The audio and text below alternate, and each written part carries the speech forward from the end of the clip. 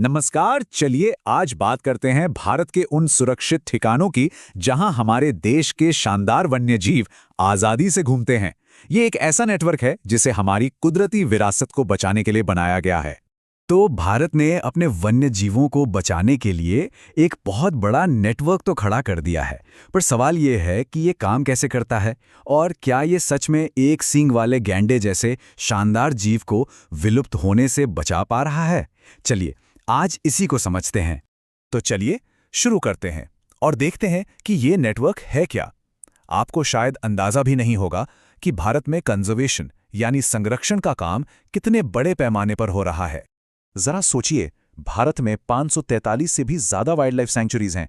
ये कोई छोटा मोटा नंबर नहीं है और ये दिखाता है कि हमने इस काम को कितनी गंभीरता से लिया है।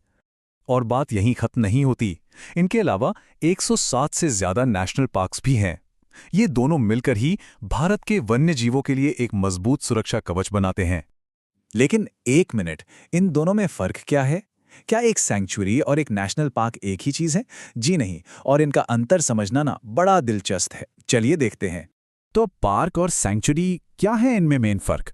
चलिए एकदम आसान भाषा में समझते हैं। तो सबसे पहले बात करते हैं वाइल्ड लाइफ सैंक्चुरी की। देखिए, इसका मेन फोकस होता है किसी एक खास प्रजाति पर। मान लीजिए कोई खास हिरण है या कोई पक्षी, बस उसको उसके अपने घर में सेफ रखना है। और हाँ, यहाँ इंसानों का आना जाना बहुत कम होता है। और दूसरी तरफ है नेशनल पार्क। अब इनका नजरिया ना बहुत बड़ा होता है। ये सिर्फ एक जानवर की बात नहीं करते, बल्कि ये पूरे इकोसिस्टम को बचाते हैं। मतलब जानवर, पेड़ पौधे, नदियां, यहाँ तक कि कोई पुरानी ऐतिहासिक जगह भी। और यहाँ के नियम कानून तो भाई बहुत ज्यादा सख्त होते हैं। तो ये टेबल देखिए, सब कुछ एकदम साफ हो जाएगा। एक तरफ सैंक्चुरी जो किसी खास स्पीशीज के लिए है, दूसरी तरफ नेशनल पार्क जो पूरे इकोसिस्टम के लिए है। सैंक्चुरी में थोड़ी बहुत इंसानी एक्टिविटी की इजाजत होती भी है, पर नेशनल पार्क में ना के बराबर। और हाँ, कानूनी तौर पर भी नेशनल पार्क ज्यादा प्रोटेक्टेड होते हैं और साइज में भी अक्सर बड़े होते हैं। तो ये तो हो गई थ्योरी की बातें, लेकिन असल में इन सब का फायदा क्या होता है? चलिए इसे एक असली हीरो की कहानी से समझते हैं। ये कहानी है एक सींग वाले गैंडे की जबरदस्त वापसी की। अब जरा इन आंकड़ों को देखिए, ये कमाल है। काजीरंगा में जहां 1999 में सिर्फ 1500 के करीब गैंडे थे, 2022 तक ये नंबर बढ़ के 2600 के पार चला गया। और औरंग में तो सोचिए, 46 से सीधे 125। मतलब क्या जबरदस्त कमबैक है। और ये सिर्फ नंबर नहीं है, इसका सीधा मतलब है कि बेहतर सुरक्षा और सही माहौल की वजह से ये शानदार जानवर एक बार फिर अपने घर में आराम से जी रहा है। और मजे की बात यह है कि इसका फायदा सिर्फ जंगल तक ही सीमित नहीं रहा। जब गैंडों को देखने के लिए टूरिस्ट आने लगे, तो आसपास के गांवों और शहरों की भी किस्मत बदल गई। नए नए होटल खुले, कैफे बने, सफारी ड्राइवर्स को काम मिला। इन सब ने मिलकर लोकल इकोनॉमी को एक जबरदस्त बूस्ट दिया है। लेकिन संरक्षण की कहानी यहां खत्म नहीं होती। पर्दे के पीछे एक और बड़ी और जबरदस्त स्ट्रैटेजी पर काम चल रहा था।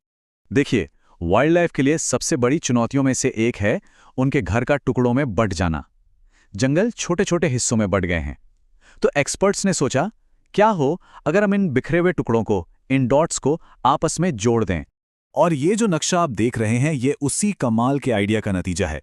इसका नाम है Kaziranga orang rhino conservation landscape. ये कोई एक पार्क या एक सैंक्चुरी नहीं है, बल्कि इन सबको जोड़कर बनाया गया एक बहुत बड़ा, एक कनेक्टेड घर। तो ये किया कैसे गया? बड़ा स्मार्ट तरीका था। सबसे पहले ओरंग नेशनल पार्क को लाखोवा और Burha Chapori wild life sanctuaries से जोड़ा गया। फिर इन सैंक्चुरीज को काजीरंगा के बड़े इलाके से कनेक्ट कर दिया और नतीजा, गैंडों के लिए घूमने फिरने का एक बहुत बड़ा खुला कॉरिडोर तैयार हो गया। और इसका असर वो तो हैरान कर देने वाला है। आज ये पूरा जुड़ा हुआ इलाका दुनिया के लगभग 68% एक सींग वाले गैंडों का घर है। ये संरक्षण की दुनिया में एक बहुत बहुत बड़ी जीत है। लेकिन जैसा कि होता है, कहानी यहां खत्म नहीं होती। आप जैसे ही एक मुश्किल को हल करते हैं, एक नई चुनौती सामने आकर खड़ी हो जाती है। संरक्षण की ये लड़ाई लगातार चलती रहती है। मई 2022 में ओरंग नेशनल पार्क से एक बहुत ही परेशान करने वाली खबर आई। शिकारियों ने शिकार का एक ऐसा नया और खतरनाक तरीका खोज निकाला था जिसके बारे में किसी ने सोचा तक नहीं था। ये कोई आम शिकार नहीं था। इस बार शिकारियों ने गैंडे को मारा नहीं, बल्कि उसे बेहोश करने वाली दवा दे दी। और जब जानवर बेहोश था तो उन्होंने बड़ी सफाई से उसका सींग काट के निकाल लिया।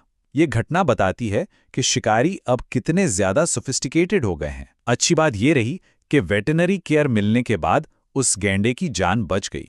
द राइनो फाउंडेशन के अनवरुद्दीन चौधरी ने इस पर बिल्कुल सही कहा। शिकार की इस नई तकनीक ने कई सवाल खड़े कर दिए हैं और हमें अपनी एंटी पोचिंग स्ट्रैटेजी को फिर से देखना होगा। ये एक सीधी सीधी चेतावनी है कि हमें अब और ज्यादा तैयार रहना होगा। और यहीं पर आकर हम एक बहुत बड़े सवाल के सामने खड़े हो जाते हैं। जैसे जैसे खतरे ज्यादा चालाक और नए होते जा रहे हैं, हमें उन्हें बचाने के अपने तरीकों को उनके साथ कैसे बदलना होगा।